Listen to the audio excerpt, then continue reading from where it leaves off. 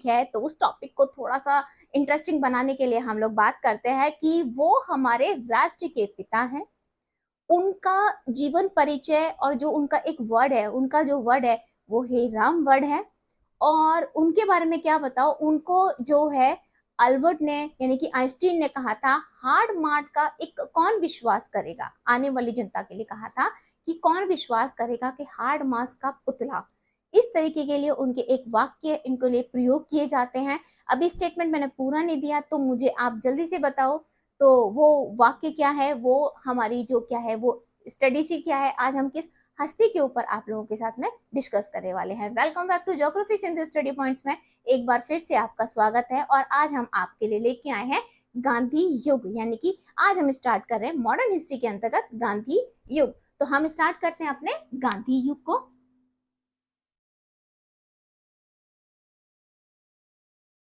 गांधी युग ये हमारे महात्मा गांधी के ऊपर है, जो हमारे राष्ट्रीय पिता हैं।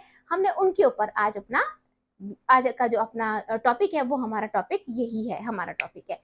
तो जो हम गांधी जी के ऊपर पढ़ेंगे, तो हम पहले महात्मा गांधी यानी कि इनका नाम क्या है, महात्मा महात्मा गांधी। ये महात्मा जो है, इनके आगे जो वर्ड लगा है वो भी एक देन है।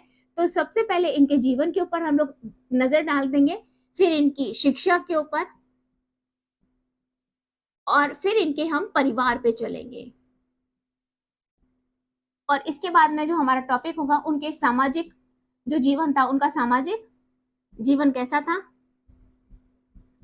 सामाजिक जीवन में चलते हुए ही हम लोग अफ्रीका दौरे की बात करेंगे। उन्होंने जो सत्याग्रह किया था, चंपारण सत्याग्रह था, जो सारे टॉपिक्स हैं वो हम अफ्रीका यानी कि इनका जो सामाजिक है। और आज का जो टॉपिक है वो मेनली ज्यादा बड़ा टॉपिक नहीं होगा। आज का जो पार्ट है इसे हम भाग 2 में डिवाइड कर दिया, यानी कि फर्स्ट पार्ट और सेकंड पार्ट। तो फर्स्ट पार्ट में आज हम इनके जो डिस्कस करेंगे, उनका जीवन परिचय डिस्कस करेंगे, उनकी शिक्षा के ऊपर डिस्कस करेंगे कि इन्होंने शिक्षा कहाँ से ली थी, इनकी शादी है, इनके परिवार में इनके दादा, इनकी मम्मी, इनका क्या नाम था, आज उसके ऊपर हम लोग टॉपिक पे डिस्कस करते हैं। ठीक है, तो इनके बारे में बहुत सारी चीजें हैं जो हम एक बार देख सरसरी निगाह से हम लोग एक बार देख। अफ्रीका, दक्षिण अफ्रीका में इनका जाना हम देखेंगे। दक्षिण अफ्रीका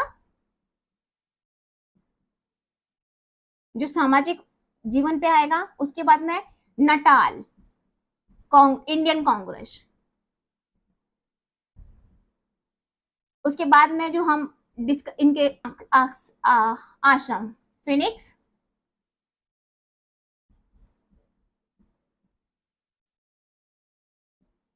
फिनिक्स आश्रम 1800 इन्होंने स्थापित किया था। उसके बाद गांधी जी की भारत वापसी,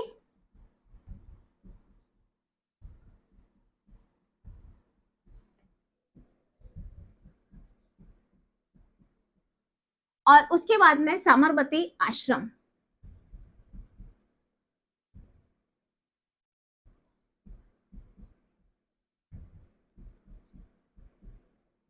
साबरमती आश्रम, इन सब टॉपिकों के ऊपर हम लोग डिस्कस करेंगे। इनका मेन पॉइंट, इनका जो मेन थिंग्स है वो यही है। तो हम स्टार्ट करते हैं। हमारे महात्मा गांधी का जन्म कहाँ हुआ था। हमारे महात्मा गांधी जी का जन्म हुआ था काठियावाड़ के पोरबंदर में। ठीक है, ये कहाँ पे है, ये गुजरात में है। तो गुजरात के काठियावाड़ी के पोरबंदर में हमारे महात्मा गांधी का जन्म हुआ था। 2 अक्टूबर 1869 को इनका जन्म हुआ था। और इनके पिता का नाम क्या था और इनकी माता का नाम क्या था। ठीक है, तो हमारा जो अब हम बात करते हैं अपने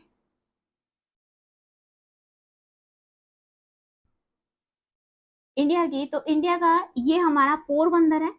हमने अगर हम ज्योग्राफी की बात करते हैं तो ज्योग्राफी में हमारा पोरबंदर जो है वो बहुत ही इंपॉर्टेंट बंदरगाह है हमारा पोरबंदर। तो ये पोरबंदर है, और पोरबंदर का ये जो पॉइंट, ये इलाका है वो काठियावाड़ कहलाता है।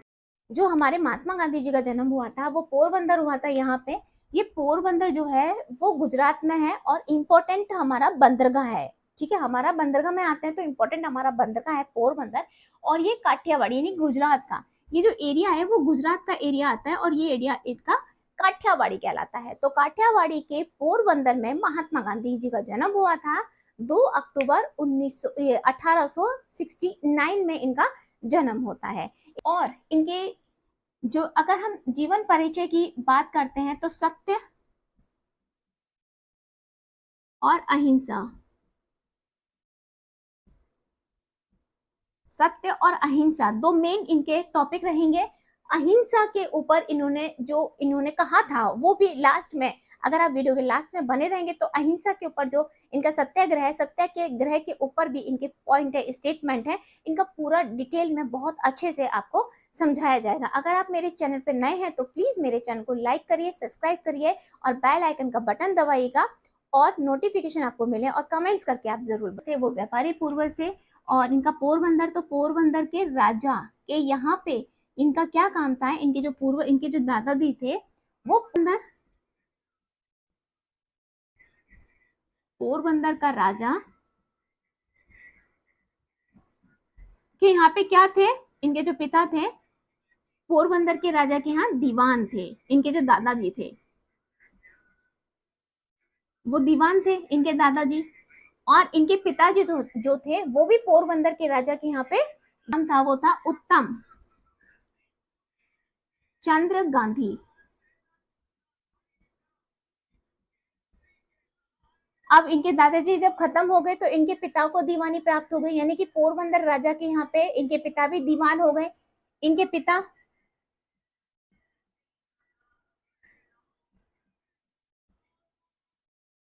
पोरबंदर का राजा, इनके भी जो पिता थे वो पोरबंदर के राजा के यहाँ पे क्या थे, दीवान थे। पोरबंदर के राजा के यहाँ दीवान हो गए अपने डैड के बाद में, इनके पापा भी यहाँ पे दीवान हो गए। और इनके पिताजी का नाम क्या था, करमचंद्र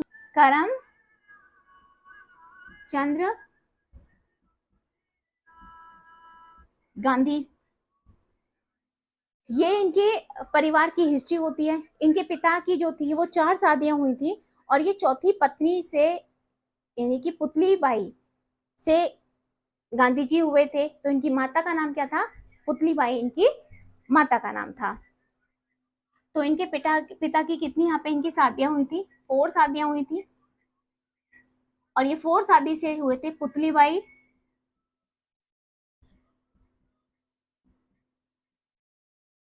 पुतली बाई के ये बेटे थे। और इनका जन्म कब हुआ था, 2 अक्टूबर 1869 को इनका जन्म हुआ था काठियावाड़ी के पोरबंदर में। ठीक है, इनका जन्म हुआ था। इनका मोहन चंद्र, इनका नाम स्टार्टिंग नाम क्या था, मोहन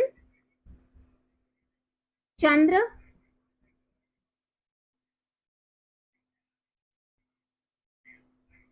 इनका स्टार्टिंग नाम था मोहन करमचंद्र गांधी, करमचंद्र गांधी। इनका स्टार्टिंग का नाम क्या था, मोहन करमचंद्र गांधी। करमचंद्र गांधी इसलिए था क्योंकि इनके पिता का नाम क्या था, करमचंद्र था। और गुजरात में हिस्ट्री है कि बेटा अपने नाम के पीछे अपने पापा का नाम लगाते हैं। तो इनके डैड का नाम क्या था, करमचंद गांधी। तो जो हमारे महात्मा गांधी जी हैं उनका पुराना नाम था, उनका बचपन का यानी कि उनका रियल नाम है मोहन करमचंद्र गांधी था और करमचंद इनके डैड का नाम था। ठीक है, और इनका जन्म कब हुआ था, 2 अक्टूबर 1869 को इनका जन्म हुआ था, काठियावाड़ी के पोरबंदर में इनका जन्म हुआ था। अगर हम इनकी शिक्षा की बात करते हैं तो इनकी जो शिक्षा थी वो पार्ट हुई थी। बाद की जो मैट्रिक्स की शिक्षा थी वो इन्होंने राजकोट जाके मैट्रिक्स की शिक्षा ली थी। अब देखो 2 अक्टूबर 1869 को इनका जन्म हुआ था। अब इनकी शादी की, क्योंकि पहले क्या था, पहले लड़कों की शादी या बच्चों की शादी बहुत जल्दी कर दी जाती थी। तो 13 साल की उम्र में ही हमारे मोहनचंद करमचंद गांधी जी की शादी को तय कर दिया गया। और इनकी शादी जो यहाँ पे तय हुई थी वो थी कस्तूरबा गांधी, और उनके जो पिता थे वो भी व्यापारी ही थे। उनके पिता वो भी व्यापारी ही, गांधी,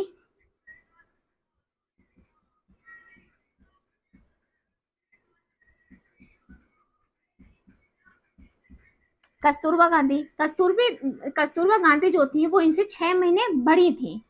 अब इनके कस्तूरबा गांधी थे, व्यापारी थे। कस्तूरबा गांधी जो थी वो गोकुलदास माखन की पुत्री थी और ये क्या थे, व्यापारी थे।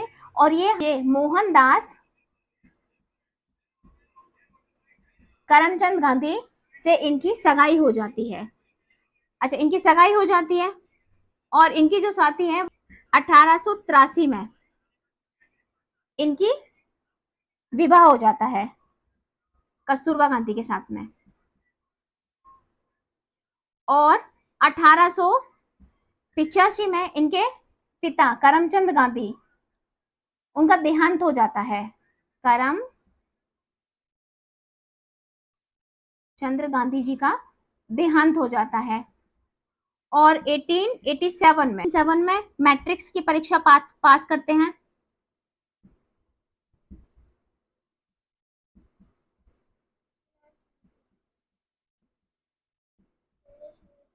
मैट्रिक्स की परीक्षा पास कर ली, ठीक है।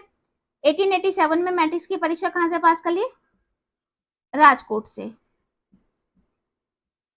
राजकोट से इन्होंने परीक्षा पास कर लेते हैं ये मैट्रिक्स की। श्यामल दास कॉलेज है, विश्वविद्यालय है, वहां से ये आगे की पढ़ाई करते हैं। बट वहां ज्यादा नहीं पढ़ाई करते, 1 साल की पढ़ाई करते हैं फिर स्टॉप कर देते हैं। तो इन्हें बताया कि आप अगर अंग्रेजों की इस में फौज में इसमें जाना चाहते हैं तो आपको बैरिस्टर की पढ़ाई करनी पड़ेगी, यानी वकालत करनी पड़ेगी। इसके लिए इंग्लैंड जाना पड़ेगा। तो इतना पैसा तो था नहीं, लेकिन फिर भी जैसे तैसे करके ये बैरिस्टर की पढ़ाई के लिए श्यामलाल दास विश्वविद्यालय, राजकोट में ही है, विश्वविद्यालय से ये आगे की पढ़ाई करते हैं। लेकिन वहां 1 साल ही पढ़ाई करते हैं। 1888 में ये ब्रिटेन के लिए निकल जाते हैं, यानी कि 4 सितंबर 1888 में ये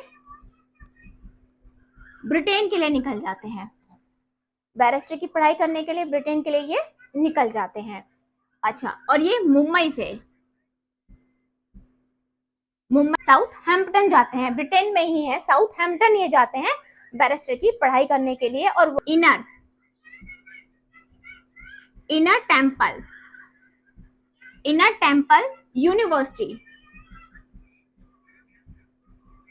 टेम्पल यूनिवर्सिटी से ये बैरिस्टर की पढ़ाई को करते हैं। 1891 में ये बैरिस्टर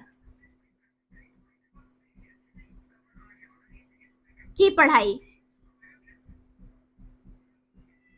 कंप्लीट कर लेते हैं या उत्तीर्ण करते हैं।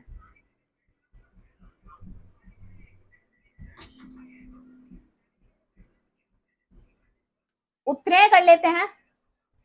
और उसके बाद में ये शाकाहारी, वहां पे शाकाहारी लोगों का एक क्लब होता है, तो ये शाकाहारी क्लब के वहां पे सदस्य बन जाते हैं, ठीक है। शाकाहारी क्लब के सदस्य के मेंबर बन जाते हैं। क्लब के क्या होते हैं? ये मेंबर बन जाते हैं। और 1891 में ही ये भारत में वापसी करते हैं। 1891 में ये भारत में वापसी करते हैं और बॉम्बे में अपनी वकालत को ये शुरू करते हैं। बट बॉम्बे में जब ये अपनी वकालत शुरू कर रहे होते हैं तो क्या होता है, इनकी वकालत, इनके पास इतने केस नहीं आते हैं। इनके जो दादाजी डैडी हैं, इनके पापा या इनके दादू, इनके परिवार के लोगों के थ्रू उनके पास जो केस आते हैं, बट ये अच्छे से वहां पे तैयारी नहीं करते हैं। और क्या है कि एकदम से इनके पास में क्या होता है, अब्दुल मलिक एक कंपनी है जो दक्षिण अफ्रीका में, वहां से इनको केस लड़ने का एक फरमान आता है, केस लड़ने का एक केस आता है इनके पास में। वहां से इनकी दक्षिण अफ्रीका में एंट्री हो जाती है। तो यहाँ से इनकी दक्षिण अफ्रीका में एंट्री होती है। लेकिन यहाँ तक की जो इनकी हिस्ट्री है अभी और भी है, यानी कि अभी तो इनकी मेन पॉइंट हमने दिए हैं कि 2 अक्टूबर, यानी कि महात्मा गांधी के जो दादाजी थे उनका नाम क्या था? उनका नाम था हमारा उत्तम चंद गांधी, जो पोरबंदर के राजा के यहाँ पे दीवान थे। उसके बाद में जब उनके दादा एक्सपायर हो गए तो इनके जो पिताजी थे करमचंद गांधी, वो वहां पे दीवान हो गए। अब करमचंद गांधी दीवान हो गए हैं तो उनके यहाँ पे उनकी 4 पत्नियां थी। 4 पत्नी में से पुतली बाई के एक बेटे थे, उनका नाम था मोहनदास करमचंद गांधी। इनका नाम था 2 अक्टूबर 1869 को ये पैदा हुए थे। 1883 में इनकी शादी को कर दिया जाता है कस्तूरबा गांधी से, जो भी एक व्यापारी की बेटी थी। 85 में इनके डैड एक्सपायर हो जाते हैं और 87 में ये राजकोट से अपनी राजकोट आ जाते हैं। इनका राजकोट आना होता है जब डैड खत्म हो जाते हैं, तो मैट्रिक्स की पढ़ाई स्टार्ट के कंप्लीट करते हैं, उत्तीर्ण करते हैं। उसके बाद में ये श्यामलाल दास विश्वविद्यालय, यूनिवर्सिटी है, ये विश्वविद्यालय है, उससे ये अपने आगे की पढ़ाई करते हैं, बट वहां पे ये ड्रॉप कर देते हैं और इनको किसी ने सलाह दी कि आपको बैरिस्टर की पढ़ाई करनी चाहिए। उसके लिए ये 4 सितंबर 1808 को ब्रिटेन में, यानी कि ब्रिटेन चले जाते हैं।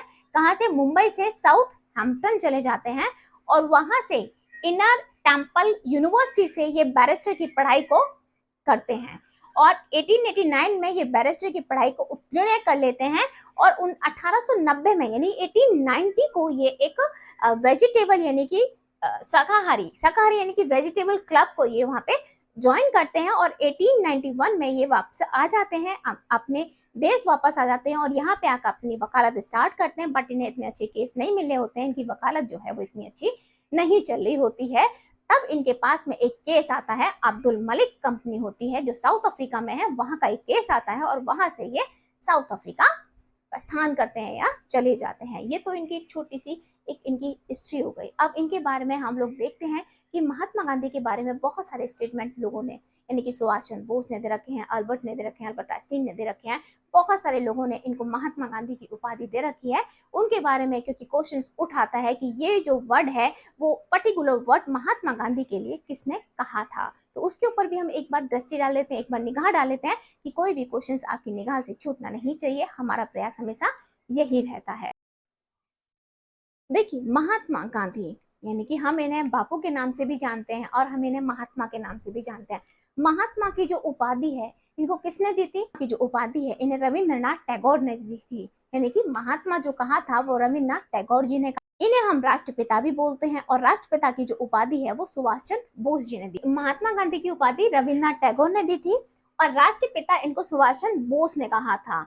और इनको राष्ट्रपिता सुभाष चंद्र बोस ने कहा था। सुभाष चंद्र बोस ने कहा था कि महात्मा गांधी के अंदर एक गजब की आकर्षण शक्ति है, जो बहुत सी इंसान इनकी तरफ आकर्षित होता चला जाता है। अल्बर्ट आइंस्टीन ने कहा था कि आने वाली जो पीढ़ी है वो मुश्किल से भरोसा करेंगे कि हार्ड मास का बना ये व्यक्ति पृथ्वी पर विचरण भी करता था। ये स्टेटमेंट जो है वो इंपॉर्टेंट स्टेटमेंट है और जिन लोगों ने कहा, गांधी का जो कथन है कि सत्याग्रह जो है वो डरपोकों या कायरों का हथियार नहीं, बहादुरों का ये शस्त्र। महात्मा गांधी के हम लोग सत्याग्रह सिद्धांत पर एक बार निगाह डाल लेते हैं और जो हमारी नेक्स्ट वाली वीडियो रहेगी वो हमारी जो वीडियो होगी वो वीडियो होगी महात्मा गांधी के पूरे चरण के ऊपर, सत्याग्रह सिद्धांत के ऊपर। सत्याग्रह सिद्धांत का अभिप्राय है सत्य के लिए आग्रह और गांधी जी के सत्याग्रह जो आधार था वो सत्य और अहिंसा था, यानी कि गांधी जी के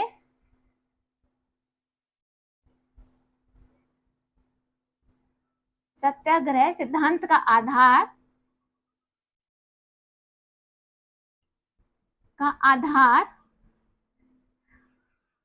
सत्य और अहिंसा, सत्य और अहिंसा इनके दो ही आधार थे, सत्य और था।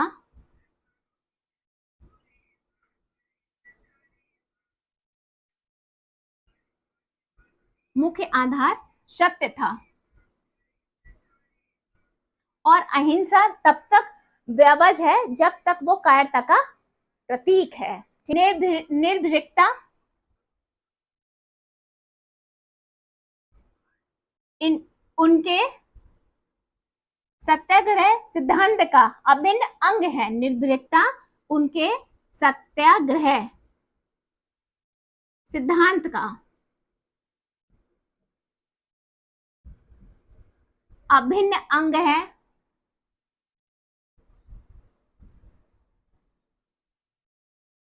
अभिन्न अंग है और सत्याग्रह सिद्धांत का, और इनका क्या पॉइंट था?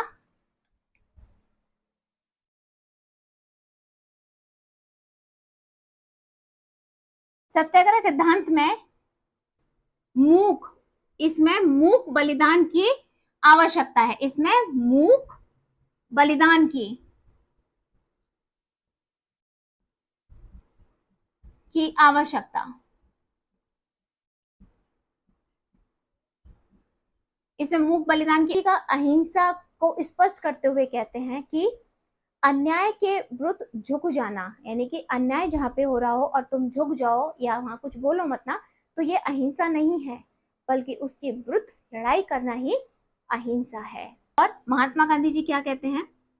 महात्मा गांधी जी कहते हैं कि सत्याग्रह डरपोक और कायरों का अस्त्र नहीं है, अपितु बहादुरों का शस्त्र है। गांधी जी, महात्मा गांधी जी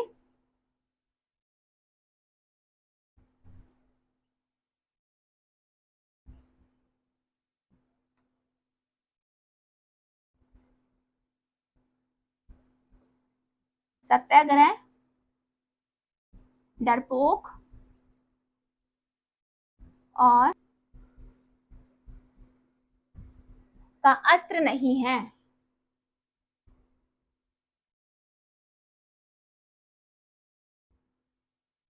अस्त्र नहीं है, अपितु है।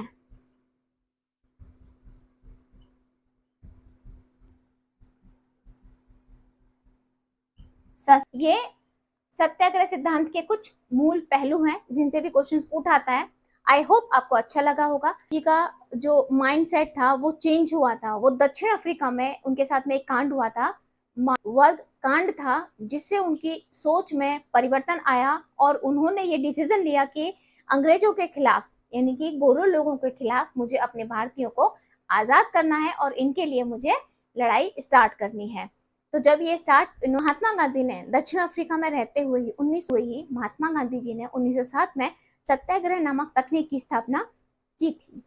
और आई होप आपको ये वाली वीडियो अच्छी लगी होगी और आगे के लिए जो महात्मा गांधी जी के जितने भी सत्याग्रह आंदोलन हुए हैं और जितने भी आंदोलन है, असहयोग आंदोलन वगैरह, उनकी जानकारी अपने नेक्स्ट वीडियो में आपको प्रोवाइड कराएंगे। Thank you.